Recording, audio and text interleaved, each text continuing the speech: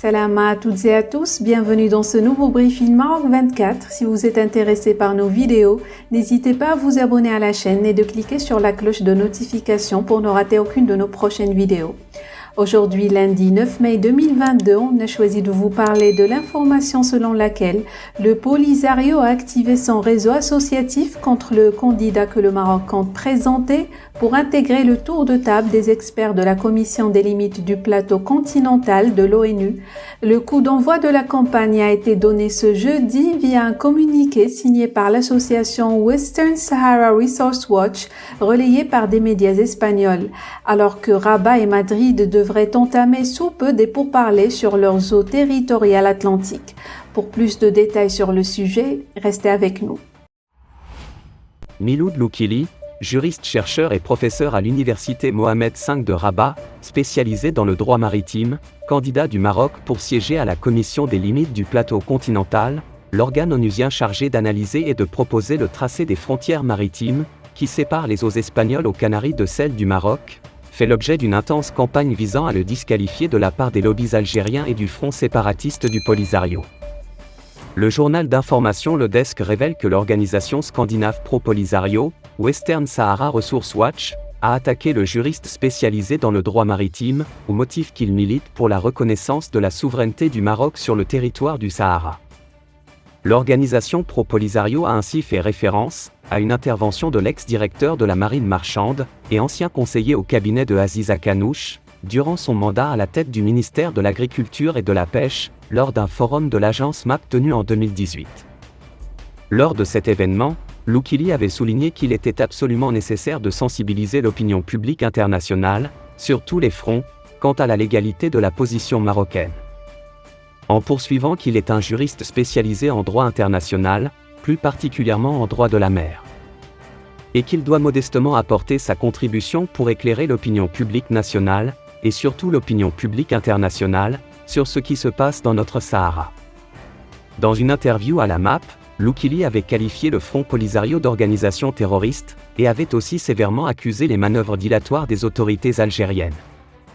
En ajoutant qu'il s'agit de montrer sa solidarité avec tous les Sahraouis marocains enlevés dans les camps de Tindouf, afin qu'ils puissent retourner dans leur patrie. Le règlement de la Commission des limites du plateau continental établit que ses membres au nombre de 21 doivent être des experts dans le domaine de géologie, géophysique ou hydrographie, qui seront choisis par les États avec une représentation géographique équitable. Les élections des membres de cette commission auront lieu lors d'une réunion des États membres qui sera convoquée par Antonio Guterres, secrétaire général de l'ONU à la mi-juin 2022. Le média espagnol Publico, qui prend ostensiblement parti en faveur des lobbies pro-Polisario, rapporte que Rabat envoie des lettres à plusieurs représentants diplomatiques pour tenter d'obtenir un vote favorable à son candidat, malgré le fait que son profil politique se heurte carrément à l'essence scientifique et technique de cette commission de l'ONU. Allant jusqu'à regretter que le front séparatiste du Polisario ne participera pas aux négociations sur la souveraineté maritime, dans les eaux qui séparent la côte africaine de l'archipel des Canaries. De prochains pourparlers entre Rabat et Madrid. Le journal d'information Le Desk précise que les pourparlers entre Rabat et Madrid débuteront dans les prochaines semaines, et qu'il n'y a toujours pas de date fixée. Tout accord signé impliquant une nouvelle répartition, qu'elle profite à l'Espagne ou au Maroc, de la zone sud du plateau continental situé sur le territoire du Sahara marocain, pourrait déclencher une nouvelle réaction du front séparatiste du Polisario, devant les juridictions internationales, prophétise le média espagnol Publico qui fustige le silence de Madrid sur cette question.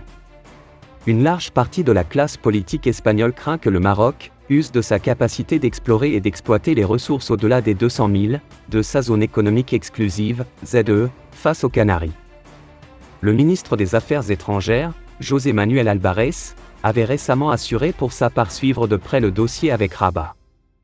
Le récent accord conclu par les deux pays, pour réactiver le groupe de travail pour la délimitation de ces zones, et de la médiane maritime entre les côtes marocaines et canariennes, semblait ouvrir un nouveau cadre de négociation, sans a priori sur les positions actuelles des parties. Mais les politiques ibères font remarquer que la presse officielle marocaine insiste pour dénier à l'Espagne les droits sur une grande partie des espaces contestés. De quoi douter selon eux, sur l'avancée des pourparlers entre Rabat et Madrid sur ce sujet. Faisant référence au droit maritime international, issu de la Convention de Montego Bay, 1982, qui est précisément celui utilisé par l'Espagne pour négocier un statut qui va au-delà des actions unilatérales de Rabat. Une grande partie de la classe politique espagnole craint que le Maroc use de sa capacité d'explorer et d'exploiter les ressources au-delà des 200 000, de sa zone économique exclusive, ZEE, et d'envahir ainsi les eaux sahariennes et canariennes. C'est d'ailleurs cette interprétation qui a conduit le Maroc à adopter 2 lois, en 2020, pour étendre ses espaces maritimes à des zones en conflit avec l'Espagne. Pour rester informé, je vous invite à regarder les vidéos Maroc 24 qui s'affichent sur votre écran.